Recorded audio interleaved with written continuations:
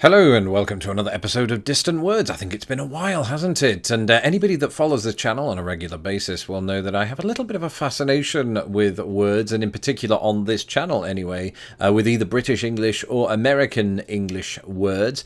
Today I'm going to look at sort of 5 more words that were coined in the United States that I consider to be absolutely brilliant because of their fanciful nature. Now, before I get underway, you know, when we do look at these words, sometimes the words in question still exist to this day and are very much in usage. Some of them have become archaic and have dropped off the radar of the American people. That's not really what these sorts of videos are about. It's more about looking at the kinds of words that America in its past chose to adopt. However, there could be an argument, a very strong argument I would argue, for bringing back those that have become kind of antiquated over time. Beginning, in fact, with our very first entry.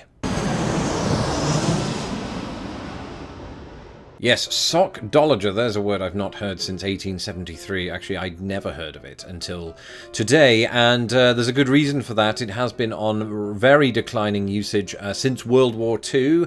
You'll still find instances of it here and there, but it is by no means the word that it once was. It's a fanciful coinage. It seems to have come about around about 1830. That's at least when the first attestation of it is from. And the belief is that it evolved from the verb sock, as in to hit something hard. That's kind of what its original meaning was. A sockdologer was a forceful blow. It evolved later in the century, the 19th century, to mean an exceptional personal thing, and you'll occasionally hear sockdology used in that very sense. But perhaps the greatest piece of trivia about the word sockdologer is it was one of the very last words to be heard by Abraham Lincoln. Unusually, of course, in this instance, we have sources that can verify this, because famously, Abraham Lincoln, of course, was attending a production of the play by Tom Taylor, Our American Cousin, and when he was assassinated by John Wilkes Booth, the line, "Well, I guess I know enough to turn you inside out, you sockdologizing old man-trap," was being spoken at that moment. Booth, in fact, waited for that line to commence because he knew the audience would react, creating a noise and thus drowning out the sounds of the shots. I'll always remember where I was the day that happened. No, that was JFK, wasn't it? No, I wasn't even alive for that. Anyway, on to the next entry. I bloody love the word shebang, not to be confused, of course, with Ricky Martin lyrics. The word shebang, you might hear it in the sense of the whole shebang, as in everything, is first attested from 1862, but originally it meant kind of a hut or a shed or a shelter, and it was popularized among soldiers during the US Civil War. You're seeing a trend here of words that sort of emerged around that time. But unlike sockdologer, the word is of a kind of uncertain origin. In Bartlett's 1877 edition of Words That Are Supposed to be Peculiar to the United States, he describes it as a strange word that had its origin during the late Civil War. It is applied alike to a room, a shop, or a hut, a tent, a cabin, or an engine house. Now, I mentioned a moment ago the phrase the whole shebang. That's first attested from 1869, but it doesn't seem to be connected to that sort of earlier usage of shebang to mean kind of a tent or a hut, etc. In fact, it's as if they have completely different meanings altogether, but the definition that you will find in the whole shebang originating in 1869 is, of course, the usage that we know today. Either way, it's a truly excellent word, or one might even describe it as this.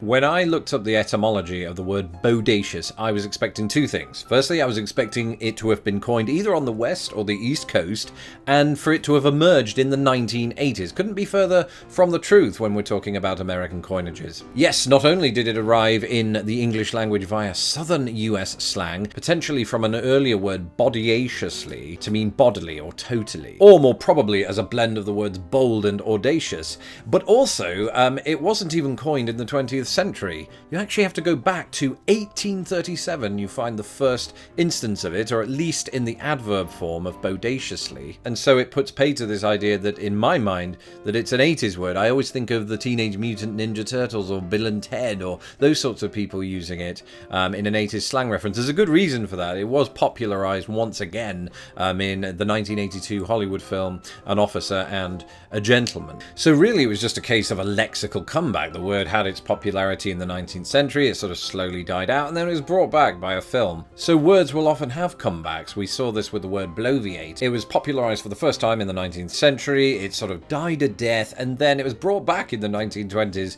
by President Warren G. Harding, who's also known for popularizing the word normalcy. And that's it. We have to accept that words come and go at lightning speed, something that can be described with our next entry.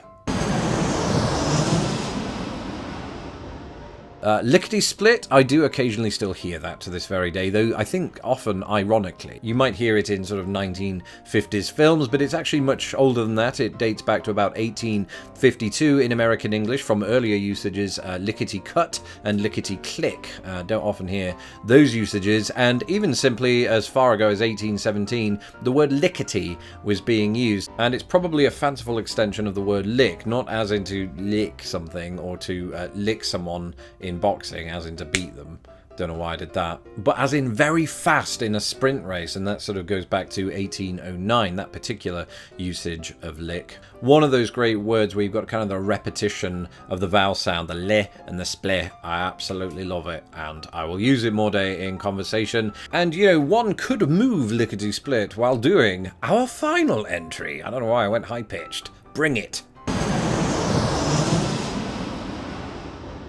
Skedaddle, to run away. I will occasionally hear that word used to this very day, at least here in Chicago. I've heard it in Indiana a lot. You know, let's skedaddle, let's get out of here. But again, like quite a lot of the words on this list, it originated in the 19th century. In fact, it originated during the Civil War. 1861 is when it was first attested from, believed to have actually been American Civil War military slang. There is not really a consensus over its origin, but the linguist and etymologist Anatoly Lieberman suggests it has no connection with any word of Greek, Irish, or Swedish and is not a blend, and he calls it instead an enlargement of the dialectal phrase scaddle, meaning to scare or to frighten. Well, I hope I haven't scared or frightened anyone today with these words. I think they're actually very beautiful words, but I am myself going to go now and skedaddle, probably lickety-split, after sockdologizing you all with these bodacious words. That's it. That's the whole shebang.